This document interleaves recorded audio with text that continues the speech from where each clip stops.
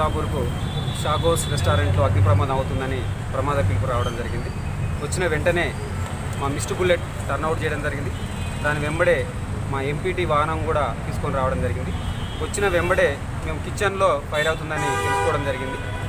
మా యొక్క ఫైర్మెన్ వెళ్ళిపోయి ఒక 10-15 నిమిషాలలో అక్కడ ఉన్నటువంటి ఫైర్ని మొత్తం కూడా కంట్రోల్ చేయడం జరిగింది.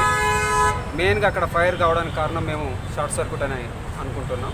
ఇంకా విచారణ చేస్తూ ఉన్నాం. మేబీ అక్కడ వైర్లు అంతా ప్యానల్ బోర్డు అన్నీ పక్కనే ఉన్నాయి అక్కడే, కాబట్టి అక్కడ ఫైర్ జనరేట్ అయి ఉండవచ్చు. తర్వాత వేడి నూనెలు కూడా ఉన్నాయి అక్కడ.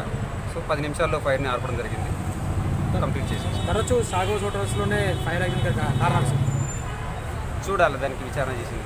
జిహెచ్ఎంసీ వాళ్ళు ప్రికాషన్స్ ఇవ్వట్లేదా సార్? ప్రికాషన్స్ ఇస్తూ ఉన్నాం. జిహెచ్ఎంసీ వాళ్ళు ఇస్తున్నారు, మేము కూడా ఇస్తూ ఉన్నాం.